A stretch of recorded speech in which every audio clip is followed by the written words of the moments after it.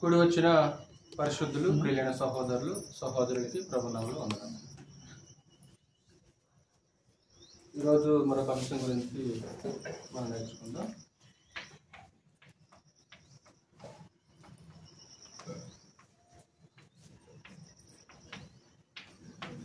క్రైస్తవుని పోరాటం గురించి కొన్ని నిమిషాలు మనం నేర్చుకుందాం. బహుశా గతంలో మీరు ఎన్నోసార్లు వినే ఉండొచ్చు, అయినా సరే మరొకసారి పాఠాన్ని మనం జ్ఞాపకం చేసుకుంటాం. అంటే గత 2 వారాలకి ఉన్న పాఠానికి ఇది కొనసాగింపు, వేరు పాఠం కాదు ఇది. క్రైస్తవుడు చేయవలసింది రాజకీయమా యాజకీయమా అని 2 పాఠాలు మనం నేర్చుకున్నాం. దానికి కొనసాగింపుగా ఈ పాఠం. అంటే క్రైస్తవుడు చేయవలసిన పోరాటం. అంటే క్రైస్తవుడు వేటితో పోరాడాలి, క్రైస్తవుడు వేటి కోసం పోరాడాలి, క్రైస్తవుని యొక్క పోరాటం అనేది ఎలాంటిదై ఉండాలి అనే సంగతులు గ్రంథం బహు కూలంకుశంగా చాలా స్పష్టంగా మాట్లాడినట్లు మనం చూడవచ్చు. లోకంలో మనుషులు ఆయా వాటి కోసం పోరాటం మనం చూడవచ్చు. రకరకాల వాటి కోసం పోరాటం అనేది మన లోకంలో చూస్తుంటాం. అన్నదమ్ముల మధ్య, అక్క చెల్లెండ్ర మధ్య, కుటుంబాల మధ్య ఆస్తి కోసం పోరాడుకోవటం మనం చూస్తుంటాం. ఆస్తి కోసం పోరాటం అని, లేదా సమాజంలో హక్కుల కోసం పోరాటం అనేది కూడా మనము చూస్తుంటాం. క్రైస్తవ హక్కుల పోరాట సమితి అని ఒక సంస్థ, ఒక సమితి ఉంది. క్రైస్తవ హక్కుల పోరాట సమితి అంటే వాళ్ళు ఏమంటారంటే, ఇదిగో మీకు ఏదైనా కష్టం వస్తే, మీకు ఏదైనా నష్టం వస్తే, అధికారుల వలన మీకు ఏదైనా ఇబ్బంది కానీ ఏదైనా నష్టం కానీ కలిగితే మాకు చెప్పండి. మనకంటూ ఈ భారతదేశంలో కొన్ని హక్కులు ఉన్నాయి, ఖచ్చితంగా హక్కుల కోసం మేము ఏం చేస్తాము, పోరాడతాము అని ప్రత్యేకంగా ఒక సంస్థ కూడా లోకంలో ఉంది. క్రైస్తవ హక్కుల పోరాట సమితి అని మాట్లాడుతుంటారు. అలాగే లోకంలో కూడా ఆయా జాతుల యొక్క హక్కుల కోసం పోరాటం కూడా మనం చూడవచ్చు. ఆయా జాతుల హక్కుల కోసం కూడా పోరాడుతుంటారు లోకంలో కొంతమంది. క్రైస్తవ్యం అనేది వాస్తవానికి ఒక జాతి కాదు. క్రైస్తవ్యం అనేది ఒక మతం కాదు. ఇది ఒక మతం కాదు, ఇది ఒక జాతి కానే కాదు. ఇది ఒక జాతి మతం కానే కాదు. కాబట్టి లోకంలో మనుషులు పోరాడినట్లు క్రైస్తవులు అలాంటి పోరాడకూడదు. క్రైస్తవులు పోరాడవలసినవి ఎప్పుడైతే మనం బాప్తిసం పొందామో, సంఘంలోనికి మనం ప్రవేశించామో, సంఘం అనేది వాస్తవానికి భౌతిక సంబంధమైనది కాదు. సంఘం అనేది పరలోక సంబంధమైంది. సంఘం అనేది ఆత్మ సంబంధమైంది. కాబట్టి సంఘము అంటే ఒక బిల్డింగ్ కాదు, ఒక షెడ్ కాదు. సంఘము అంటే క్రీస్తు యేసులోనికి బాప్తిసం పొందిన నీవే. ఎవరైతే క్రీస్తు యేసులోనికి బాప్తిసం పొందుతారో ఆ బాప్తిసం పొందిన సమూహాన్ని సంఘము అని పిలిచినట్లు గ్రంథంలో మనకి తెలిసిన సమాచారం.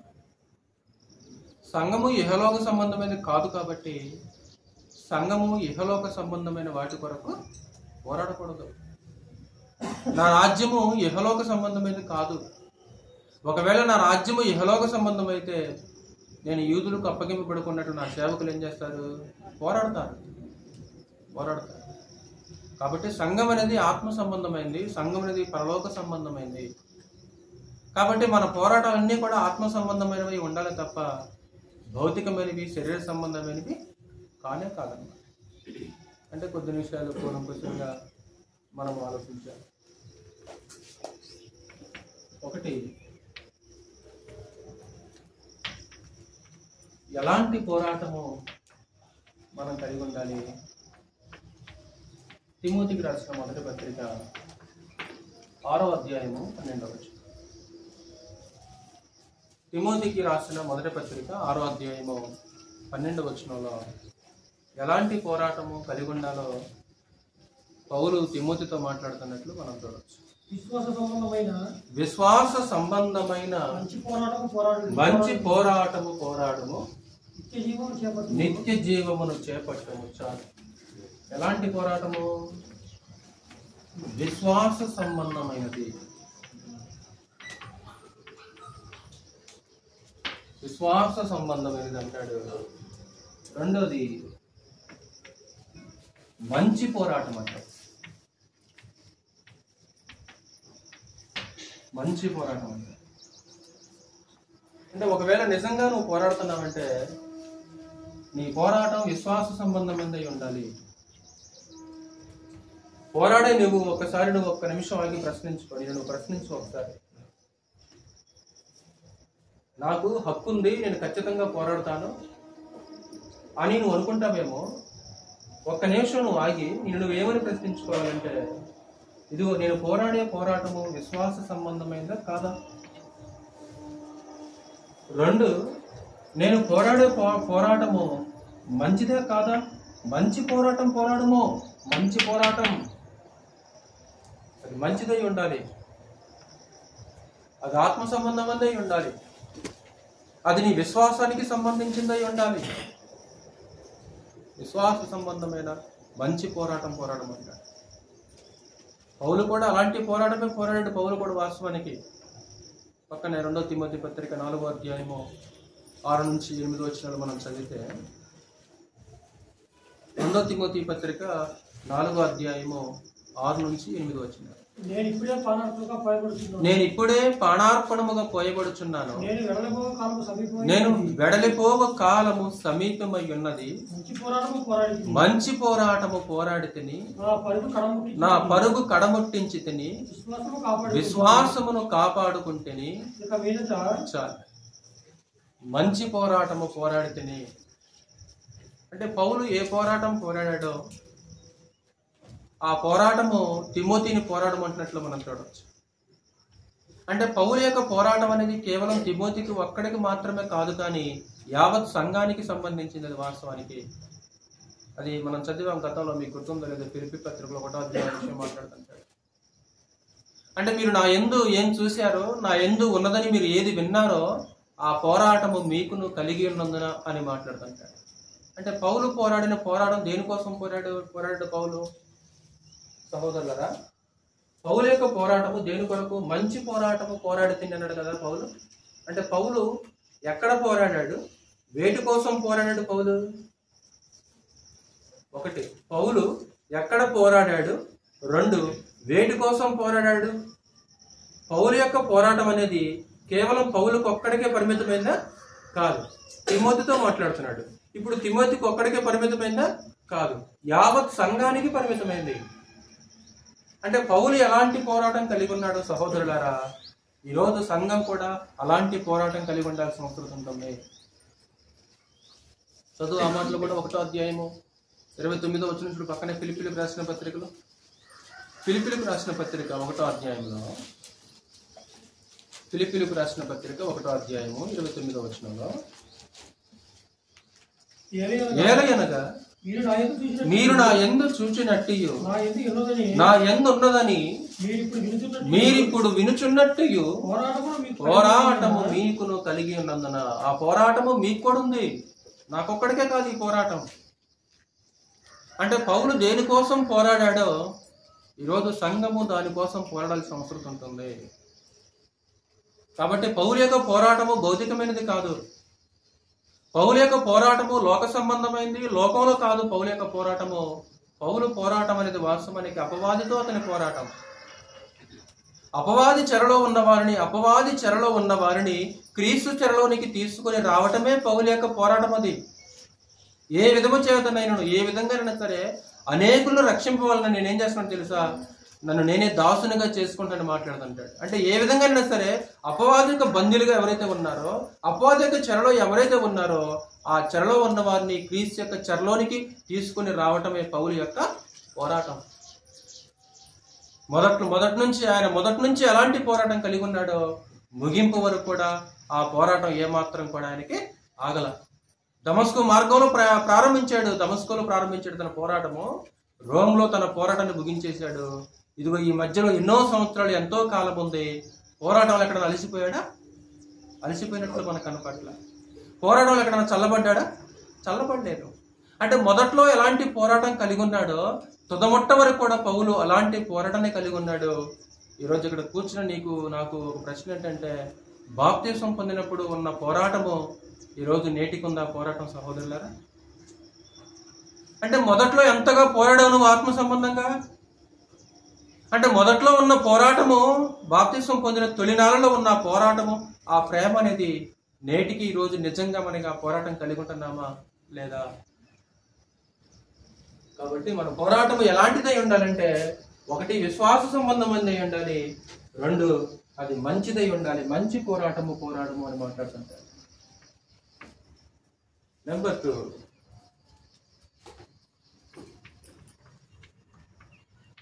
క్రైస్తవులు వేటితో పోరాడాలి? క్రైస్తవుల యొక్క పోరాటం వేటితో?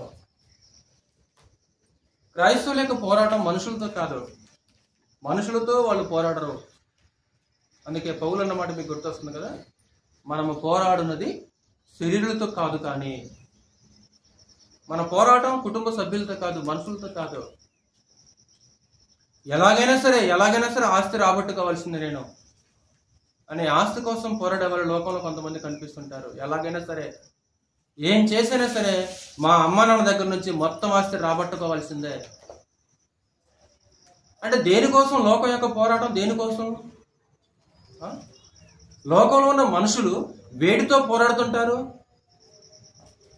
జీవితమే ఒక పోరాటం అని ఒక సూక్తులు, కవితలు మాట్లాడుతుంటారు. మరలా జీవితం ఒక పోరాటం వంటిది అంటాడు. మంచిదే, జీవితం ఒక పోరాటం వంటిదే. పోరాడి గెలవాలి. ఒక ఆటగాడు గ్రౌండ్లో దిగి ప్రత్యర్థి మీద ఎలాగైతే పోరాడి గెలుస్తాడో, క్రైస్తవ జీవితం కూడా ఎలాంటిదంటే పోరాటంతో కూడుకుంది. వాళ్ళు పోరాడి గెలవాల్సిన అవసరం ఉంటుంది. ఎందుకు క్రైస్తవ పోరాటం అనేది దేనితో అంటే, మనతో పోరాడే శక్తులు కొన్ని ఉన్నాయి. వాటితోటి మన పోరాటం.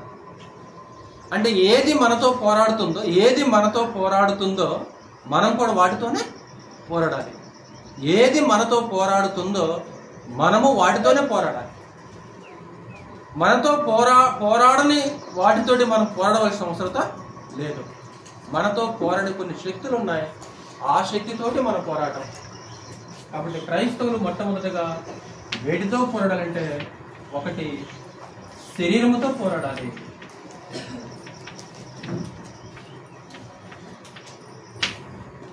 నీ పోరాటం నువ్వు ధరించుకున్న శరీరంతోటే నీ పోరాటం. నువ్వు ధరించుకున్న నీ శరీరంతో పోరాటం తప్ప నీ చుట్టూ ఉన్న శరీరాలతోటి నీ పోరాటము కాదు. వాస్తవానికి శరీరం గురించి ప్రభు చేస్తున్న మాట మీకు గుర్తొస్తుంది కదా, ఆత్మయే జీవింప చేయుచున్నది, శరీరము కేవలము నిష్ప్రయోజనం. మరి నిష్ప్రయోజనమైన శరీరంతో పోరాటం ఏంటి? ఇది ఒట్టి బొమ్మ కదా, అసలు వ్యక్తి ఆత్మ కదా.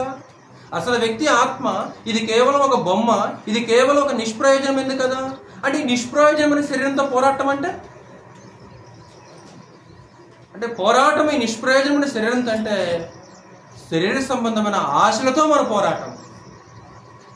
పేతురు రాసిన మొదటి పత్రిక 2వ అధ్యాయము.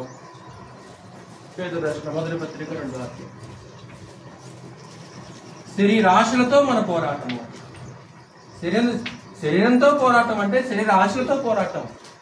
పేతురు రాసిన మొదటి పత్రిక 2వ అధ్యాయం 11వ వచనం.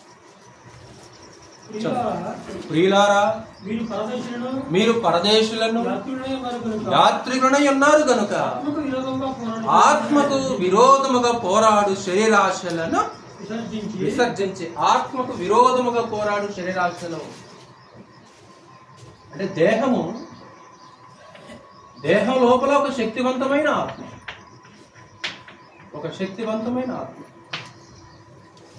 అంటే ఈ ఆత్మకి దేహానికి మధ్య ఒక అంతర్గత పోరాటం జరుగుతుంది. ఒక సంఘర్షణ జరుగుతుంది. సంఘర్షణ ఎక్కడ? వెలుపల కాదు. సంఘర్షణ, అంతర్గత పోరాటం అనేది లోకంలో కాదు. ఈ అంతర్గత సంఘర్షణ పోరాటం అనేది ఎక్కడంటామా? ఇదిగో శరీరానికి ఆత్మకు మధ్య. శరీరానికి అంటే అర్థం ఏంటంటే, ఇదిగో శరీర ఆశలకు ఆత్మకు విరోధముగా పోరాడు శరీరాశలను విసర్జించి. అంటే శరీరాశలు ఏం చేస్తున్నాయి అంటే ఆత్మకు విరోధంగా పోరాడుతున్నాయి. ఆత్మకు విరోధంగా పోరాడుతున్నది. ఈ ఆత్మకు విరోధంగా పోరాడే శరీరాశలతోటి మనం ఏం చేయాలి? పోరాడాలి. మనం పోరాడవలసింది మన ఆశలతో. మనం పోరాడవలసింది మన కుటుంబ సభ్యులతో కాదు. భార్యతోటో, భర్తతోటో, అత్తతోటో, మామతోటో, కుటుంబంతోటో, ఇరుగు పొరుగు వారితోటో.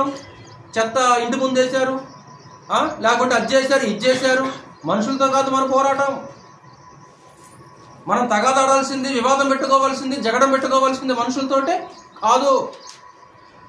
కొంతమంది లేస్తే మనుషులతో పోరాడుతుంటారు, లేస్తే మనుషుల మీదకి వెళ్ళిపోతుంటారు. అంటే చాలు వాళ్ళు ఏం చేస్తుంటే మనుషుల మీదకి లేచి లేచి వెళ్ళిపోతుంటారు, ఏంటో తమ ప్రతాపాన్ని చూపించడానికి. మనము పోరాడేది శరీరంతో కాదు, కానీ మన పోరాటం వాళ్ళతో కాదు. భార్యతో కాదు నీ పోరాటం, నీ ఆశలతో నీ పోరాటం. ఏంటి శరీరాశలు అంటే ఏంటి?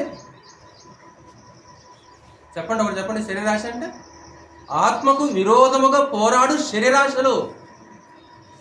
ఆత్మకి శరీరాశలకు మధ్య పోరాటం. ఎన్నోసార్లు ఈ సంఘర్షణ జరిగి ఉండొచ్చు. ఎప్పుడన్నా గెలిచావా? ఎప్పుడన్నా గెలిచావా? ఆశలను జయించావా? ఎప్పుడన్నా ఆశలను జయించావా? ఆశలను ఓడించావా? ఆశ మనల్ని ఓడించిందావా? ఆశ నన్ను ఓడించింది తప్ప నేను ఆశనే ఓడించలేకపోయాను. వారు ఆశించినట్లు మనము చెడ్డవాటిని ఆశించకూడనట్లు ఈ సంగతులు మనకు దృష్టాంతములుగా ఉన్నవి. వాళ్ళు ఆశించారు. ఎవరు? ఇశ్రాయేలీయులు. ఏం ఆశించారు వాళ్ళు? ఉన్నది చాలదు మాకు. వాళ్ళు తినేది ఏమన్నా సామాన్య ఆహారమా? కాదు, దేవదూతల ఆహారం, ఆకాశ ధాన్యం. చుట్టూ ఉన్న జాతులందరూ కూడా మట్టిలో నుంచి పండిన ధాన్యం తింటుంటే ఇశ్రాయేలుకి జనాంగానికి పరమదేవుడు ఏం చేశాడంటే ఆకాశంలో పండించిన ధాన్యాన్ని దేవుడు వాళ్ళకి ఇచ్చేశాడు. ఆకాశంలో ధాన్యం ఎలా పండుద్ది? ఒక అద్భుతం, ఒక ఆశ్చర్యం. అది దేవుడు ఆకాశంలో పంట వేసాడు. ఆకాశంలో పంటేసి అక్కడ పండిన పంటని ఆ ధాన్యాన్ని దేవుడు ఎవరికి ఇచ్చాడు? ఇది చాలదు మాకు, ఇది చాలదు. ఆశలు వారిని గెలిచినవి కదా. ఆశల చేతులు వాళ్ళు ఏమైపోయారు? చిత్తుగా ఓడిపోయారు. చిత్తుగా ఓడిపోయారు కాబట్టి వాగ్దాన భూమికి వాళ్ళు వారసులు కాదు. ఇందాక మనం చివరిలో ఒక మాట చదివాం వాక్యపట్నంలో అన్నమాట. దేవుని యొక్క క్రీస్తు యొక్క రాజ్యమునకు హక్కుదారుడు కాడు. ఎవరు? శరీరాశల చేతులు ఓడిపోయిన వ్యక్తి దేవుని రాజ్యానికి వారసుడు కాడు. గుర్తుంచుకోండి. అది గలతీలో మాట్లాడుతుంటాడు, ఎఫెసులో మాట్లాడుతుంటాడు, కొరింథీలో మాట్లాడుతుంటాడు. ఎవరైతే శరీరాశల చేతిలో ఓడిపోతుంటారో వాళ్ళు దేవుని రాజ్యానికి, భవిష్యత్ దేవుని రాజ్యానికి హక్కుదారులు కాదు. నీ పోరాటం నువ్వు ధరించుకుని నీ శరీరంతో నీ పోరాటం. నీకు ఎక్కడో నీ పోరాటం ఎందుకయ్యా నీకు? నువ్వు ధరించుకుని నీ శరీరాన్ని నువ్వు లోపరుచుకోలేవు, నీ ఆశలని నీ కోరికల్ని నువ్వు లోపరుచుకోలేవు. ఇంకెవరి మీదకి వెళ్ళాలి మనము? ఎవరి మీదకి వెళ్ళాలి? కాబట్టి శరీరంతో పోరాటం అంటే శరీర ఆశలతో పోరాటము, అలాగే శరీర సంబంధమైన మనసుతో పోరాటం. శరీర సంబంధమైన మనసుతో పోరాటం. ఒకసారి చదువు, ఒకసారి రోమపత్రిక 8వ అధ్యాయం చూడు. ఒకసారి రోమపత్రిక 8వ అధ్యాయం. శరీర సంబంధమైన మనసుతో నీ పోరాటం. రోమిలికి రాసిన పత్రిక 8వ అధ్యాయం 7వ వచనం చూడు ఒకసారి. రోమిలికి రాసిన పత్రిక 8వ అధ్యాయం 7వ వచనం. ఏలయనగా శరీరానుసారమైన మనస్సు దేవునికి విరోధమై ఉన్నది, అది దేవుని ధర్మశాస్త్రమునకు లోబడదు, ఏ మాత్రమును లోబడనేరదు. కాగా శరీర స్వభావము గలవారు దేవుని సంతోషపరచనేరు. శరీరానుసారమైన మనసుతో నీ పోరాటం. శరీరం నిష్ప్రయోజనమే. శరీరం ఒట్టి బొమ్మర వాస్తవానికి, అవునా? శరీరం ఒక బొమ్మ. ఈ శరీరం చేత చేయించేది ఎవరు? ఈ అంతరంగ పురుషుడు. బాహ్య పురుషుడు చేత చేయించేది అంతరంగ పురుషుడు. కాబట్టి ఈ శరీర సంబంధమైన మనసుతోటి మన పోరాటం. ఆ శరీర సంబంధమైన మనసు గురించి 3 పాయింట్లు చెప్పాడు కదా అక్కడ. ఒకటి, అది ఏం చేయదంటామా? ఏమంటాడు? 7వ వచనం చదివారు కదా. శరీరానుసారమైన మనసు నెంబర్ 1 దేవునికి విరోధమైనది. 2 అది దేవుని యొక్క ధర్మశాస్త్రమునకు లోబడదు. 3 అది దేవుణ్ణి సంతోషపరచనేరదు. అంటే వాక్యానికి లోబడదు శరీరానుసారమైన మనసు. వాక్యానికి ఎట్లా లోబడుద్ది? వాక్యం చెప్పేది ఒకటి, మనసు చెప్పేది ఒకటి. కొంతమంది ఏమంటారంటే నేను నా మనసు చెప్పిందే వింటా అంటాడు. మనసు చెప్పింది వినకూడదు. మనసు ఎప్పుడు రేట్ చెప్పుద్దా? మనసు ఎప్పుడు రేట్ చెప్పదు. మనసు 100కు 100% ఎప్పుడు రైట్ కాదు. అసలు రైట్ అంటే అసలు తప్పట్లేదు. నేను 100కు 100% మనసు ఎప్పుడు కరెక్ట్ కాదు. మనసు నమ్ముకోకూడదు అన్నట్టు సులభం కూడా. ఎందుకంటే శరీర సంబంధమైన మనసు అది. నేను నా మనసు చెప్తే వింటా అంటాడు. వద్దు ఆ మాట అనకూడదు. క్రైస్తవులు అనకూడదు ఆ మాట. నేను ఎవరు చెప్పినా వినండి, నా మనసు ఏం చెప్తే వింటానంటే నువ్వు వినాల్సింది నీ మనసు మాట కాదు. ఎవరి మాట? దేవుని మాట నువ్వు అంతే. ప్రభు మాట నువ్వు. మనం వినాల్సింది ఆయన మాట. వాక్యం మాట వినాలంతే. వాక్యం వినాలి మనం అంతే.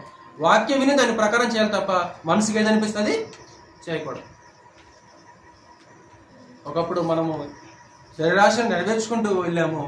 క్రీస్తుడికి ప్రవేశించిన తర్వాత దానితో మన పోరాటం. ఈ పోరాటం అనుదినం జరుగుద్ది. ఈ పోరాటం ఒకరోజు ఒకరోజు జరుగుద్దా? ఒకరోజు జరిగే పోరాటం కాదు ఇది. ఇది అనుదినము జరిగే పోరాటము. అంటే ఎంతగా పోరాడాలంటే మన నిత్యత్వానికి ఒకవేళ మన జ్ఞానేంద్రియాలు ఆటంకం అయితే యేసుక్రీస్తు వారు ఏం చేయమని తెలుసా? నరికేయమని కదా. ఒకవేళ మన నిత్యత్వానికి నిత్య జీవానికి మన జ్ఞానేంద్రియాలే మన అవయవాలే ఆటంకం అయితే క్రీస్తేశ్వరు అన్న మాట ఏంటి? నీ చెయ్యి నిన్ను అభ్యంతరపరిచిన ఎడల దాన్ని నరికి నీ యొద్ద నుండి పారవేయము. నీ కన్ను నిన్ను అభ్యంతరపరిస్తే నరికి పారేసాయి. 2 కళ్ళు కలిగి నరకంలో పడవేయబట్టు కంటే ఒంటి కన్ను గలవాడి జీవంలో ప్రవేశించుట. అంటే అక్షార్థంగా అవయవాలు కోసుకోమనే కాదు. ఈ చేతులతోటి అభ్యంతరమైన వస్తువులు ముట్టుకోకూడదు. అభ్యంతరమైన రాతలు రాయకూడదు. అభ్యంతరమైన పనులు చేయకూడదు. కన్ను పీకేమని అంటే అక్షరార్థంగా కన్ను పీకేసేలా కాదు. ఈ కన్నుతోటి అభ్యంతరమైన దృశ్యాలు చూడకూడదు. ఒకవేళ పాదం అరిగేమైనాడు, పాదం అక్షరార్థంగా కాదు, అభ్యంతరమైన అడుగులు నీ పాదము వేయకూడదు. నీ పాదం ఎటు అడుగులు ఎట్టేస్తుంది చూడు, ఒకసారి ఆలోచించు. నీ పరుగు ఎటు వెళ్ళిపోతుంది, నీ అడుగులు ఎటు వెళ్ళిపోతున్నాయి. ఒకవేళ నీ పాదమే నేను అభ్యంతరపరిస్తే ఏం చేయమన్నాడు? ఆ పాదాన్ని తీసేసే, ఆ పాదం తీసేసే. అంటే అభ్యంతరమైన ఆలోచనలు, అభ్యంతరమైన పనులు చేయకుండా ఉంచుకోవాల్సిన అవసరం ఉందండి. అక్షార్థంగా నరికేయటం కాదు, కానీ శరీరాన్ని లోపరుచుకోవటం. అదే చెప్పాడు కదా పౌలు. ఏమన్నాడు? ఇతరులకు ప్రకటించిన తర్వాత ఒకవేళ నేనేమైనా భ్రష్టుని అయిపోతానేమోనని నా శరీరాన్ని నలగొట్టి దాన్ని ఏం చేస్తున్నాను? లోపరుచుకొనుచున్నాను. శరీరాన్ని లోపరుచుకొనుచున్నాను. ఈరోజు మన శరీరం మన మాట ఉందో, కానీ ఇంట్లో వాళ్ళందరూ మన మాట వినాల్సిందే. లేఖన సందేశం ఏంటంటే ముందు నీ ధరించుకొని నీ శరీరాన్ని జయించు, నువ్వు నీ ఇంద్రియాలను జయించు. నువ్వు ఇంద్రియాలను జయించినాడు గొప్పడనా? ఇంద్రియాలను జయించినాడు గొప్పడు. ఇక వాడు దేనైనా జయించగలడు. ఇంద్రియాలను జయించేవాడు దేనైనా జయించగలడు. ఇంద్రియాల చేతిలో ఓడిపోయినాడు. ఈ పోరాటంలో గెలవాలంటే ఏం చేయాలంటే ఆత్మానుసారంగా నడుచుకో. గలతీయులకు రాసిన పత్రిక 5వ అధ్యాయం. కొంచెం స్పీడ్గా వెళ్ళాలి మనం, నాకు లేట్ అవుతుంది బాగా. ఈ పోరాటంలో జయించాలంటే నువ్వేం చేయాలంటే ఆత్మానుసారంగా నడుచుకోవాలి. గలతీయులకు రాసిన పత్రిక 5వ అధ్యాయము 16-17 వచనాలు చెప్పండి. నేను చెప్పున్నదేమనగా ఆత్మానుసారముగా నడుచుకొనుడి. నువ్వు పోరాడాలంటే, శరీరంతో పోరాడి జయించాలంటే నువ్వు వెళ్ళడం వల్ల ఆత్మానుసారముగా నడుచుకోవు. ఆత్మానుసారంగా ఆలోచించు. నీ ఆలోచనలు, నీ మనసు కొంచెం ఆత్మ విషయాల మీద పెట్టు. వాటి మీద పెట్టామనుకో ఆటోమేటిక్ ఇవే అయిపోతాయి, ఈ పక్కకి వెళ్ళిపోతుంటే ఇవి. ఆత్మానుసారముగా నడుచుకున్నాడు. అప్పుడు మీరు శరీరేచ్ఛ నెరవేర్చును. తర్వాత 17 వచనంలో శరీరము ఆత్మ శరీరమునకును విరోధముగా అపేక్షించును. ఇవి ఒకదానికొకటి వ్యతిరేకంగా. దేనికి వ్యతిరేకం? ఇదిగో ఆత్మకి శరీరానికి మధ్య. మనుషులనేమో బైబిల్ చదువుకులు అనిపిస్తుంది కదా. తర్వాత ఇంకో మూలం ఏమనిపిస్తుంది? ఒకరోజు చదువుకోకపోతే ఏమైంది అంటే ఆ సంఘర్షణలో ఎప్పుడు దేన్ని జయించావు, అక్కడ నువ్వు ఓడిపోయావు గెలిచావు అర్థమైంది. అప్పుడు అక్కడ నువ్వు ఓడిపోయావో గెలిచావు అర్థమైంది. సంఘర్షణ జరుగుతుంది లోపల.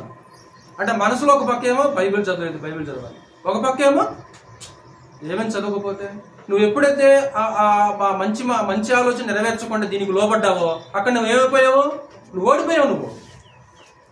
నువ్వు నీ శరీరేచ్ఛ ఏం చేసిందంటే ఆ మంచి ఆలోచనని ఓడించేసింది. ప్రార్థన చేసుకోలేదు అంటే ఏమైంది లేక అర్థం చేసుకోకపోతే సంఘర్షణ అదే. ఆత్మకు శరీరానికి ఒకదానికి ఒకటి వ్యతిరేకముగా అపేక్షించును. ఈరోజు బైబిల్ క్లాస్కి వెళ్దాం, ఈరోజు ప్రార్థనకి వెళ్దాం, ఈరోజు ఆరాధనకి వెళ్దాం, ఇంటర్నల్గా అనిపిస్తుంటది. కానీ ఇంకొక ఆలోచన ఒక పక్క ఉంటుందా? అదే పౌలు రోమపత్రిక 7వ అధ్యాయంలో దాన్ని వివరిస్తుంటాడు. ఒక పక్క ఏమో ధర్మశాస్త్ర నియమానికి లోపడదాం అనుకుంటున్నాడు, కానీ ఇంకొక పక్క మరొక నియమం ఉంది నాలో. ఈ రెండింటి మధ్య ఒక సంఘర్షణ జరుగుతుంది. ఆ సంఘర్షణలో పౌలు అద్భుతంగా జయించాడు కదరా. ఏమంటాడు? నా శరీరాన్ని నేను లోపరుచుకొనిచున్నాను. పాపముతో నీ పోరాటం.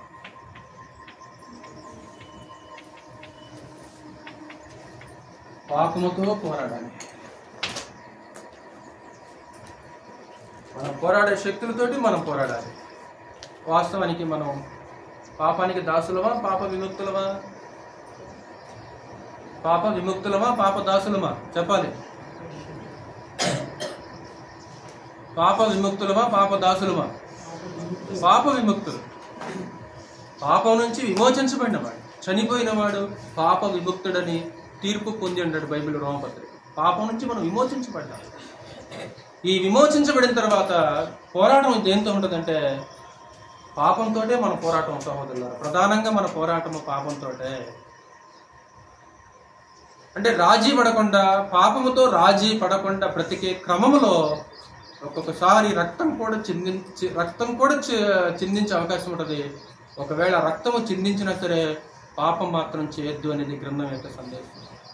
అంటే ఎంతగా పోరాడాలంటే పాపం చేయకుండా ఉండే విషయంలో చదువమాట. హెబ్రీయులకు రాసిన పత్రిక 12వ అధ్యాయము 4వ వచనం. హెబ్రీయులకు రాసిన పత్రిక 12వ అధ్యాయము 4వ వచనం. మీరు పాపముతో పోరాడుటలో రక్తము కారునంతగా ఇంకనూ దానిని ఎదిరింపలేదు. చాలు. పాపముతో పోరాడుటలో రక్తము కారునంతగా. రక్తం కారణం. ఇప్పుడు రక్తం చిందించామా? దేనికి కోట? పాపానికి మనకు మధ్య పోరాటం జరిగినప్పుడు. ఒకసారి శరీరంతో పోరాటేటప్పుడు రక్తం చిందిస్తారు కదా. కర్రలతో కొట్టుకుంటారు, రాళ్ళతో కొట్టుకుంటారు. అప్పుడు ఏం జరుగుద్ది? తలకాయలు పగిలి చేతులకి రక్తం చిందిస్తారా? అంటే మనుషులతో పోరాడేటప్పుడు ఏం చిందిస్తారు? రక్తం చిందిస్తారు. కానీ ఇక్కడ పరిశుద్ధాత్మ ఏమిటంటే పాపముతో పోరాడుటలో రాజీ పడకుండా బ్రతికే క్రమంలో ఏం జరుగుద్దంటే ఒక్కొక్కసారి రక్తం కూడా చిందించాల్సి వస్తుంది. ఒకవేళ రక్తం చిందినా సరే ఏం చేయకూడదు? రక్తం చిందినా పాపం చేయకూడదు. అంత పోరాటం అన్నమాట. ఎందుకంటే పాపం ఎప్పుడు దినదినం మనతో పోరాటం చూస్తుండదు. అది ఒకరోజు పోరాటం, అది కూడా దినదినం పోరాటం. పాపము మన దగ్గరికి ఎప్పుడు వస్తుందంటే, పాపానికి ఎప్పుడు మన మీద మోజు కలుగుద్దంటే చెప్పాడు ఆదికాండము 4వ అధ్యాయం. పాపం అనేది ఎప్పుడు నీ దగ్గరకు వస్తుంది? పాపం అనేది ఎప్పుడు నీ దగ్గరకు వస్తుంది? పాపానికి ఎప్పుడు నీ మీద మోజు కలుగుద్దంటే 4వ అధ్యాయము 7వ వచనం. కయ్యంతో మాట్లాడిన మాట మనం చూడవచ్చు. నీవు సక్రియ చేసిన ఎడల తలనెత్తుకొనవా, సక్రియ చేయని ఎడల వాకిట పాపం పొంచి ఉండును. అంటే పాపం ఎప్పుడు నీ దగ్గరకు వస్తుంది? సక్రియ చేయనప్పుడు. అంటే సక్రియ చేయనప్పుడు పాపం నీ దగ్గరకు వస్తుంది. పాపము నీపై ఒక మంచి మోజు కలిగి ఉంటుంది, నీ దగ్గరకు వస్తుంది. ఎప్పుడు పాపం నీ దగ్గరకు వస్తుందంటే నువ్వు ఎప్పుడైతే సక్రియ చేయవో, సక్రియ చేయనప్పుడు పాపం మన దగ్గరే ఉంటుంది అనమాట. మన దగ్గరకు వస్తారా? వాకిట కొంచెం అన్నాడు కయ్యంతో మాట్లాడు. అప్పుడు పాపం మన దగ్గరకు రాకుండా ఉండాలంటే ఏం చేయాలి? పాపము మన దగ్గరకు రాకుండా ఉండాలంటే సత్క్రియలు చేయాలి. కాబట్టి ఒక విశ్వాసికి సత్క్రియకి మధ్య ఒక అవినాభావ సంబంధం ఉంది, ఒక దగ్గర సంబంధం ఉంది. కాబట్టి విశ్వాసి పాపానికి దూరంగా ఉండాలంటే ఏం చేయాలంటే క్రియలు చేస్తూ ఉండవలసిన అవసరం ఉంటుంది. అందుకే తీతుపత్రుడు పౌలు ఒక మాట అంటాడు, దేవుని యందు విశ్వాసం ఉంచిన వారు సత్క్రియలను శ్రద్ధగా చేయటి యందు. అంటే విశ్వాసం ఒంటరిగా ఉండదు, విశ్వాసం ఏం చేస్తుందంటే క్రియలు చేస్తూనే ఉంది. దినదినం పోరాడుతాను, దినదినము ఈ పాపంతో పోరాడుతున్నాను. ఉదాహరణకి పాపంతో పోరాడి జయించిన వ్యక్తిగా మనం మొట్టమొదటి ఎవరి గురించి ఆలోచన చేస్తాం? పాపంతో పోరాడి గెలిచిన వ్యక్తిగా ఆదికాండంలో ఒక వ్యక్తిని గురించి మనం ఆలోచన చేస్తుంటాం, యోసేపు కదా. పలుమార్లు మనం మీకు తెలిసే సందేశం, యోసేపు ఉన్నాడు. యోసేపు ఒకరోజు పోరాడా, దినదినం పోరాడా? దినదినం పోరాడాడు. అంటే పాపము యోసేపు దగ్గరకు వచ్చింది, పాపము యోసేపు దగ్గరకు వచ్చింది. ఈరోజు కొంతమంది మనుషులు ఎలా ఉన్నారంటే పాపం వాళ్ళ దగ్గరకు రావటం కాదు, వీళ్ళే పాపం దగ్గరికి. అదొక దురదృష్టకరమైన సంగతి. ఇప్పుడు పాపము తన దగ్గరకు వచ్చినా సరే అతను పాపంతో పోరాడి గెలిచాడు. ఇప్పుడు పాపం మనిషి దగ్గరకు రావటం కాదు, మనుషులు ఏం చేస్తున్నారు? మనుషులే పాపం దగ్గరకు వెళ్ళిపోతున్నారు, పాపాన్ని వెతుక్కుంటూ వెళ్ళిపోతున్నారు.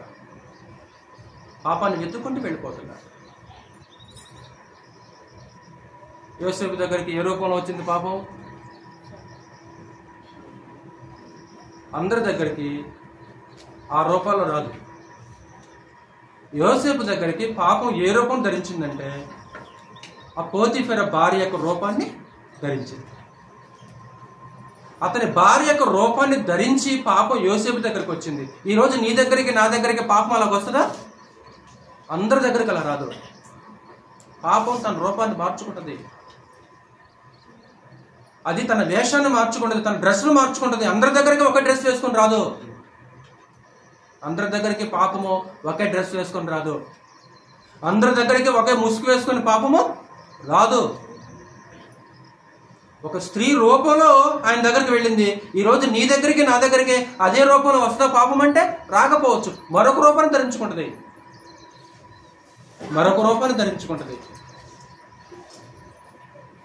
యోధ దగ్గరికి ఏ రూపంలో వెళ్ళింది పాపము?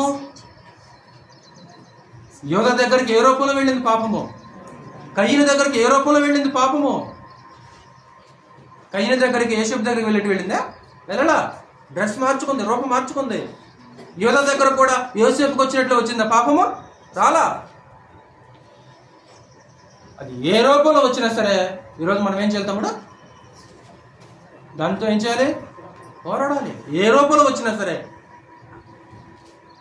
ఎందుకంటే శత్రువు ఎత్తుగడ్డ వేస్తుంటారు కదా, ఎత్తులకు పై ఎత్తులు వేస్తున్నారు శత్రువులు ఓడించడానికి. ఆయా రూపాల్లో మాటుగాను ఉంచేస్తుంటారు.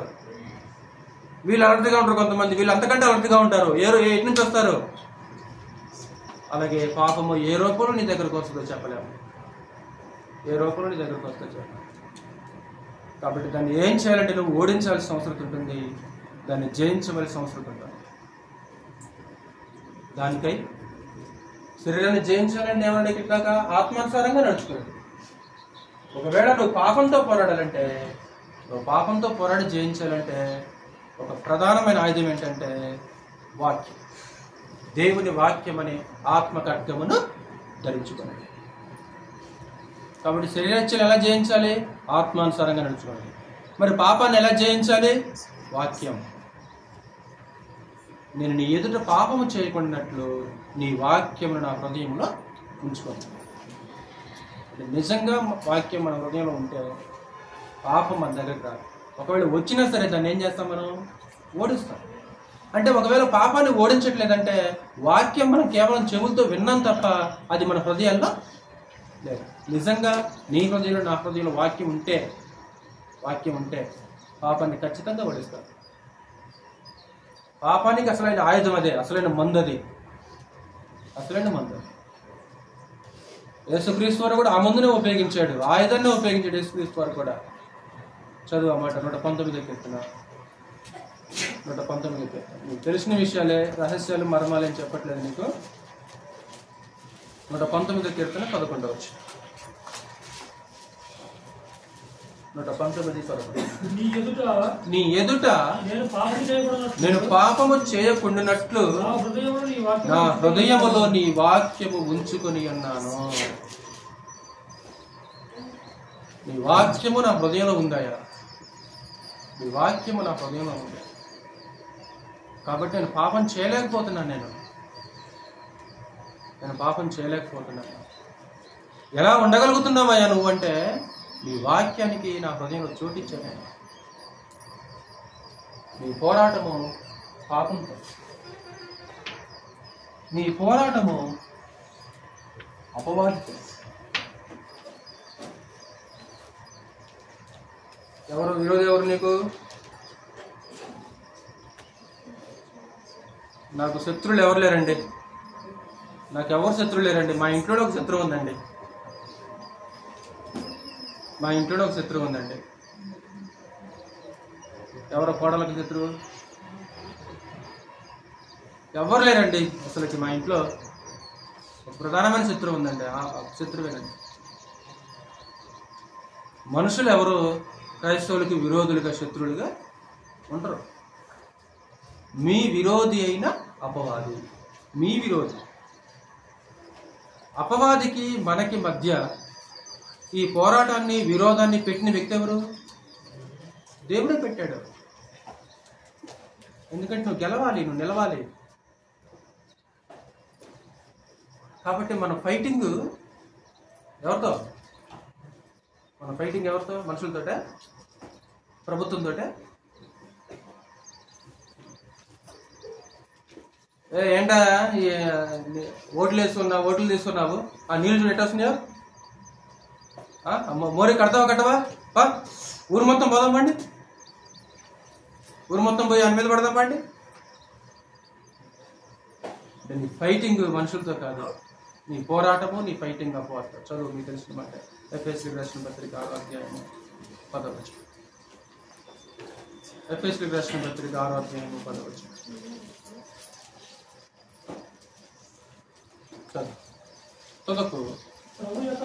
తొదకు ప్రభు యొక్క మహాశక్తిని బట్టి బలంగా ఉండాలి. నువ్వు పోరాడాలంటే. బలహీనుడు ఎలా పోరాడతాడు? బలహీనుడు పోరాడలేడు. కాబట్టి నువ్వు పోరాడేది బలమైన వ్యక్తితో పోరాడాలంటే నువ్వు కూడా బలంగా ఉండాలా. కాబట్టి బలవంతులు ఎన్నుండి. దేనికంట? చదువు. అపవాది తంత్రములను ఎదిరించుటకు శక్తి కావాలి నీకు. వాడి తంత్రాలను ఎదిరించాలంటే నీకేం కావాలి?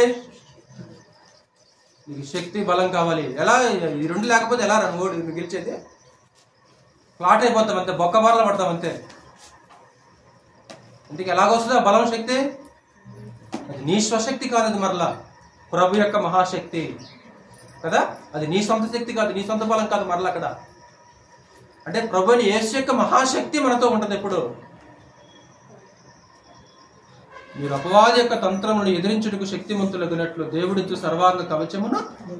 తర్వాత ఏలయనగా మనము పోరాడునది శరీరులతో కాదు గాని ప్రధానులతోను అధికారులతోను ప్రస్తుత అంధకార సంబంధులకు లోకనాథులతోను ఆకాశ మండలమందున దురాత్మల సమూహములతోనూ పోరాడుచున్నాము. ప్రధాన అధికారులు అంటే మన భారతదేశ ప్రధానమంత్రి అనుకున్నారు. మళ్ళీ ఆ ప్రధానమంత్రి గురించి మాట్లాడలా, వీళ్ళు వేరు. ఇదొక సబ్జెక్ట్, నేను మరలా చెప్తారు ఎప్పుడన్నా. మనము పోరాడినది ఎవరితోటే? ప్రధానులతో, అధికారులతో. మన భారతదేశ ప్రధానమంత్రి కాదు, లేకుంటే ఇంకో దేశ ప్రధానమంత్రి, లేకుంటే మన రాష్ట్ర ముఖ్యమంత్రి కాదు. ఈ ప్రధానులు వేరే. వీళ్ళు అంధకార సంబంధులకు లోకనాథులు. వీళ్ళు ఆకాశ మండలం ముందున్న దురాత్మల సమూహముతోనూ మనం పోరాడుచున్నాము. ఆకాశ మండలం ముందున్న దురాత్మల సమూహం. ఆ దురాత్మలకు అధిపతి అపవాది. వాడి తంత్రాలతోటి, వాడి శోధంతో మన పోరాటం శ్రీడారా.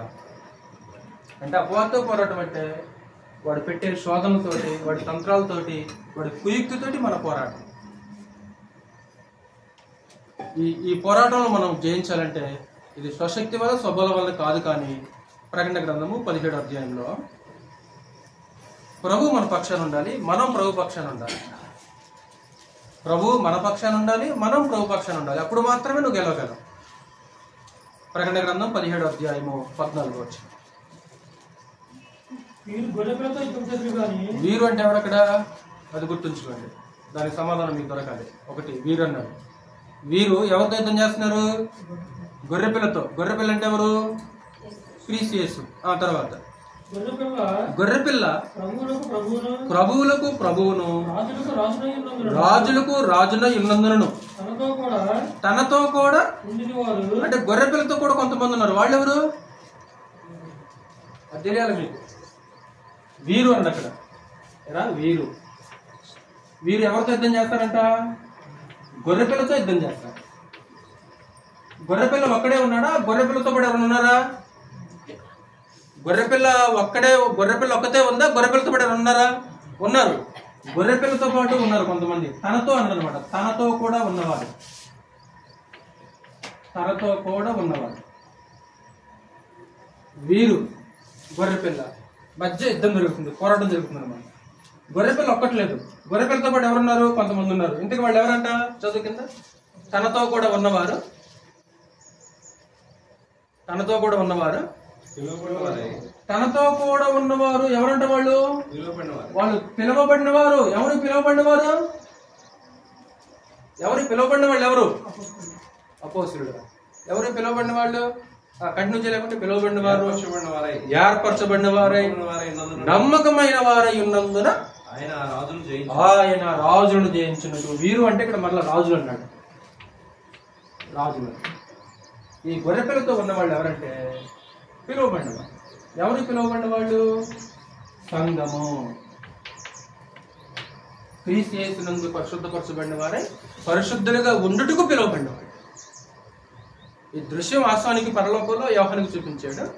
కాబట్టి గొర్రెపిల్లతో ఎవరున్నారంటే సంఘం ఉంది. ఇదిగో వీరు అంటే రాజులు, అంటే ప్రభుత్వం. అంటే అసలు పోరాటం ఎక్కడెక్కడ జరుగుతుందంటారా? ఇదిగో ప్రభుత్వానికి సంఘానికి మధ్య పోరాటం జరుగుతుంది. సంఘం తరపునేమో గొర్రెపిల్ల ఉన్నాడు, ప్రభుత్వం తరపునేమో అపవాది. అదే జరుగుతుంది. భౌతికంగా కనిపించేదేమో ప్రభుత్వం, సంఘం. కానీ దృశ్యంలో కనిపించేది ఆత్మ సంబంధంగా ఎవరు కనిపిస్తున్నారు? గొర్రెపిల్ల కనిపిస్తుంది, ప్రభు కనిపిస్తున్నాడు. దీని వెనుక ఎవరున్నారు? అపవాది. కాబట్టి ఈ పోరాటంలో అపవాదితో మనం పోరాడేటప్పుడు, కాబట్టి సంఘము అపవాదితో పోరాడుతుంది, సంఘము అపవాదితో పోరాడుతుంది. అపవాది ఏం చేస్తున్నాడు?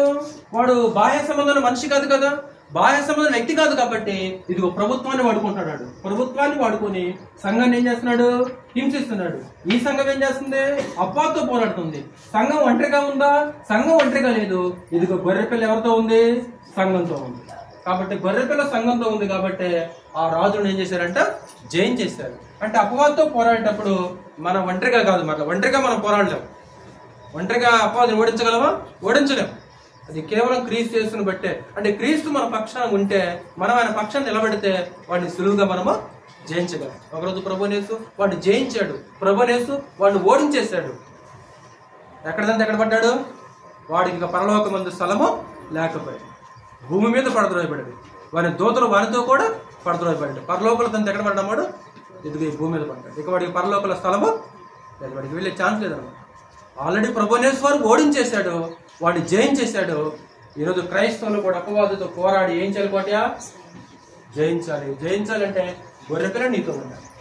గొర్రెపిల్ల మనతో ఉండాలంటే మనం పిలబడిన వాళ్ళమై ఉండాలి, 2 ఏర్పరచబడిన వాళ్ళమై ఉండాలి, 3 నమ్మకమైన వారమై ఉండాలి. అంటే ఎవరైతే నమ్మకస్తులుగా ఉంటారో వాళ్ళ వెంట గొర్రెపిల్ల ఉండదు. అవునా కదా? అపనమ్మకస్తుల వెంట గొర్రెపిల్ల ఉండదు. అపనమ్మకస్తుల వెంట గొర్రెపిల్ల ఉండదు. పిలువబడకుండా ఉండే వాళ్ళ వెంట గొర్రెపిల్ల ఉండదు. ఎవరైతే పిలువబడ్డారో, ఏర్పరచబడ్డారో, ఎవరైతే నమ్మకంగా బ్రతుకుతున్నారో వారితో గొర్రెపిల్ల ఉండి ఎవరిని చేసేది? గొర్రెపిల్ల చూసుకుంటుంది. నీకు నాకేంటి? క్రీస్తు యేసు నీ పక్షం నా పక్షాన్ని ఉంటే ఆయనే చూసుకుంటాడు, ఆయనే గెలుస్తాడు, ఆయనే సమస్యలని వాడిని ఏం చేస్తాడు? ఓడించేస్తాడు. మనం నమ్మకంగా బ్రతకటమే కావాలమ్మా. కాబట్టి దేవునికి లోబడమంటాడు కదా. జయించాలంటే ఏమంటాడు? దేవునికి లోబడి అపవాదిని ఎదిరించుడి, అప్పుడు వాడు మీ యొద్ద నుండి పారిపోడు, మన దగ్గర నుంచి దూరంగా పారిపోతాడు. చివరిగా మిమ్మల్ని విశ్లేషించాక మీకు తెలిసిన మరొక మాట ఉంది కదా, దేని నిమిత్తం పోరాడమంటాడు? యోధాపత్రిక 1:3 చూడమని చెప్పండి ఒకసారి. పద్యం ఉంటుంది కదా, యోధాపత్రిక 3వ వచనం ఏమంటాడు? పరిశుద్ధులకి ఒక్కమారి అప్పగింపబడిన బోధ నిమిత్తము ఎవరాడుడి. వాస్తవానికి బోధ ఎవరిది సహోదరులారా? లక్ష్మణ్ గారు, బోధ ఎవరిది? బోధ ఎవరిది? శైలజ గారు, బోధన ఎవరు సిద్ధం చేశారు జగత్తుకు ముందుగానే? క్రీస్తు అన్నమాట మీకు గుర్తొస్తుందా? యేసుక్రీస్తు ఏమన్నాడు యోహాను సువార్త 7:16లో? నేను చేయు బోధ నాది కాదు, నన్ను పంపిన తండ్రిది. నేను చేసే బోధ నాది కాదు. ఇదిగో మీరు వినుచున్న మాట నా మాట కాదు, ఇది ఎవరి మాట? నన్ను పంపిన తండ్రి. నేను ఏమనాలో, ఏం మాట్లాడాలో ఎవరు ఆజ్ఞాపించారు నాకు? అంతే. ఆయన మాట్లాడే ప్రతి మాట ఆయన ఆజ్ఞాపిస్తేనే మాట్లాడాడు. అంటే బోధ ఎవరిదంటే తండ్రిదన్నా. ఈ తండ్రి ఎవరికి అప్పగించాడు ఈ బోధని? క్రీస్తుకు అప్పగించాడు. క్రీస్తు ఎవరికి అప్పగించాడు? అపోస్తులకు అప్పగించాడు. ఇప్పుడు అపోస్తులు ఎవరికి అప్పగించారు? ఇదిగో సంఘానికి అప్పగించారు. కాబట్టి ఇప్పుడు ఈరోజు సంఘం దేంతో పోరాడాలి? దేని నిమిత్తం పోరాడాలి? సంఘం అంటే ఎవరు? సంఘం అంటే ఎవరు? లక్ష్మణ్ గారు, నేను ఒక్కడేనా? ఇద్దరు ముగ్గురా? సంఘం చేస్తాండి, సంఘం చేస్తాండి. సంఘం అంటే ఎవరు? ఇంతకీ నువ్వు కాదా? నువ్వు కాదా సంఘము? నేను ఒక్కడే కాదు. నన్ను తీసేసి మీరు నలుగురా? కాదు. క్రీస్తు యేసులోనికి బాప్తిసం పొందిన ప్రతి వ్యక్తి సంఘం. అటు చూడండి, ఎక్కడి నుంచి ఎక్కడికి వచ్చిందో. తండ్రి దగ్గర నుంచి క్రీస్తుకి, క్రీస్తు దగ్గర నుంచి అపోస్తులకి, అపోస్తులు వెళ్ళిపోతూ సంఘం. పరిశుద్ధులకి ఒక్కసారి అప్పగించబడింది బోధ. లోకంలో ఈ బోధన ఏం చేస్తున్నారు? లోకంలో ఈ బోధన ఏం చేస్తున్నారు? నేను వెళ్ళిపోయిన తర్వాత క్రూరమైన తుడలు మీ మధ్యకు వస్తాయి. వచ్చి ఏం చేస్తాయి? వంగర పాటల వల్ల మనుషులు వస్తారు. వాళ్ళు శిష్యులు ఏం చేస్తారు? ఇడ్చుకుని పోతారు. సత్యమునకు చెవినీయక కల్పన కథల వైపుకు తిరుగు కాలం వచ్చును. వచ్చిందా? వచ్చింది. సత్యానికి చెవులు ఏడుస్తున్నారు. ఆ మోటివేషన్స్ మాటలే, మోటివేషన్ మాటలు తప్ప ఒక రిఫరెన్స్ ఉంటుందన్నా? ఆ యూట్యూబ్ వీడియోలు ఎప్పుడైనా చూసారా మీరు? మోటివేషన్స్ మాటలు తప్ప ఒక రిఫరెన్స్ ఉంటుందా? తిమోతి పౌలు మాట, వాక్యమును ప్రకటించు, వాక్యమును ప్రకటించంతే. మరి సత్యానికి చెవినివ్వట్లేదు, అబద్ధం విస్తరిస్తుంది. మరి సంఘానికి అప్పగించబడింది. మరి ఈరోజు సంఘం నిజంగా పోరాడుతుందరా?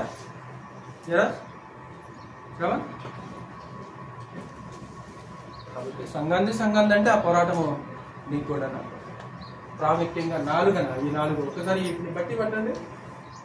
పూర్తిగా గుర్తుంచుకోండి, మీ మనసులో ఫీడ్ చేసుకోండి. నేను పోరాడాల్సింది దేంతో? నా పోరాటం ఎవరితో? చివరిగా వచ్చింది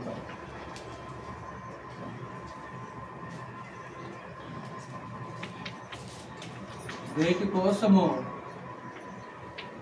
మన పోరాటము. ఈ పాయింట్లు 3 వేరు. మీరు కన్ఫ్యూజ్ కావాలి. ఒకసారి బోర్డుకి వెళ్ళి చూడండి. మన పోరాటం ఎలాంటిదే ఉండాలని తెలుసుకోండి. వేటితో మన పోరాటం? దేనికోసం మన పోరాటం? ఎందుకు ఇంతగా నువ్వు ఎందుకు పోరాడుతున్నావు? ఏంటి? ఎందుకు ఇంత తపన, ఇంత ఆరాటం ఎందుకు నీకు? ఇంత నిజాయితీగా నువ్వు ఎందుకు బ్రతుకుతున్నావు? దేనికోసం నువ్వు పరుగు? ఈ పోరాటం దేనికోసం అంటే కిరీటం కోసం. అంతేనా శైలజ గారు? ఏం నవ్వుతున్నారు వెనకాల? 1 కొరింథీ 9వ అధ్యాయం మీకు తెలిసిన మాట చూడండి ఒకసారి.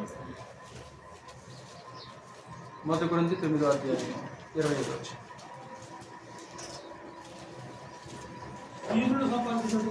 1 కొరింథీ 9:25. మరియు పందెమందు పోరాడు ప్రతివాడు అన్ని విషయముల యందు మితముగా ఉండును, వారు క్షయమగు కిరీటము పొందుటకును, మనమైతే అక్షయమగు కిరీటము పొందుటకును. దేనికోసం అంటారా? అక్షయమైన కిరీటం కోసం.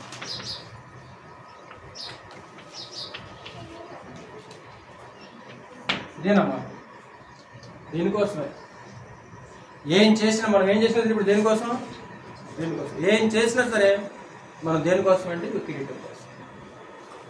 వాళ్ళు పోరాడతారు అక్కడ కదా, వాళ్ళు పోరాడుతుంటారు. ఈరోజు సాయంత్రం ఒక పోరాటం ఉంది. ఇండియా పాకిస్తాన్ మ్యాచ్ ఉంది సాయంత్రం సూపర్ 4లో. ఆసియా కప్ కోసం పోరాడుతున్నారు. అక్కడ పోరాడుతారు వాళ్ళు. దేనికంటే క్షయమే కిరీటం, అది క్షయమే కిరీటం. అది మన మాత్రం అలాంటి కిరీటము, అది అక్షయమే కిరీటం. మన ఈ మధ్య ఒలింపిక్స్లో అంతకుముందు కంప్లీట్ చేశారు.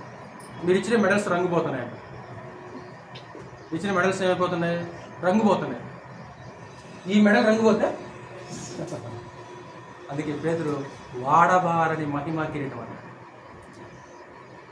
ఇప్పుడు వాళ్ళు ఇచ్చే మెడల్స్ బహుమతులు ఏమైపోతాయి? కొన్నాళ్ళకి నెలిసిపోతాయి, రంగెలిసిపోతాయి. వాళ్ళు ఎందుకని మెడల్ ఇచ్చిన తర్వాత కొరుకుతారంటారు. అది ఫస్ట్ నుంచి ఒక ఆయన అయితే అంటారు. ఆ బ్రాంజ్ మెడల్ కానీ, సిల్వర్ మెడల్ కానీ, గోల్డ్ మెడల్ కానీ తీసుకున్న తర్వాత వెంటనే నోట్లో పెట్టేలా కొరుకుతుంటారు. అంతకుముందు అట్టుకుంటా చూపించారు, వాళ్ళు కంప్లీట్ చేశారు. ఇదిగో మీరు ఇచ్చే మెడల్స్ ఏ మెడల్స్ ఇవి? అప్పుడు రంగు పోయిన సంవత్సరం కూడా కాలేదు, 2 సంవత్సరాలు కాలేదు. కానీ పరమ దేవుడు ఇచ్చే మెడలు, ఆ కిరీటం ఎలాంటిదంటే వాడబారు. చదువు లాస్ట్గా మాట 1 పేతురు 5వ అధ్యాయం 4వ వచనం. 1 పేతురు 5వ అధ్యాయము 4వ వచనం. ప్రధాన కాపరి ప్రత్యక్షమైనప్పుడు మీరు వాడబారని మహిమ కిరీటము పొందుదురు. వాడబారని మార్పు చెందే కిరీటం కాదు, ఇది మార్పు చెందే వాతావరణాలకి మార్పు చెందే కిరీటం కాదు. ఒక అద్భుతమైన ఒక మహిమా కిరీటం ఉందిరా ఈరోజు శ్రీగారు. ఈరోజు మన పోరాటం కేవలం దానికోసమే. సహోదరుల, ఈరోజు ప్రతి క్రైస్తవుడి యొక్క పోరాటం దేనికోసమే ఉండాలంటే ఆ కిరీటం కోసం మన పోరాటం. ఈ లౌకికమైన వాటి కోసం కాదు, ఈ ఏహ సంబంధమైన క్షయమైపోయే వాటి కోసం కాదు మన పోరాటం. ఈరోజు క్రీస్తు యేసుని అంగీకరించి విశ్వసించి వెంబడించే ప్రతి వ్యక్తి కూడా దేనికోసం అంటే ఆ కిరీటం కోసం, బహుమానం కోసం. కాబట్టి ఒక లక్ష్యం ఉంది మనకంటూ. ఈ లక్ష్యాన్ని పక్కన పెట్టి మనకెందుకు లోక సంబంధమైన వాటి కోసం? ఒక గురి, ఒక లక్ష్యం దేవునికి ఏర్పాటు చేశాడు కదా. క్రీస్తుకు వెలుగులో ఉన్నప్పుడు మన జీవితానికి ఒక గురి లేదు, ఒక లక్ష్యం లేదు. ఎందుకు బ్రతుకుతున్నామో తెలియదు. కానీ క్రీస్తు దగ్గరకు వచ్చేసిన తర్వాత మన జీవితానికి ఒక లక్ష్యం అంటే, ఒక గురి అంటే ఏర్పాటైంది.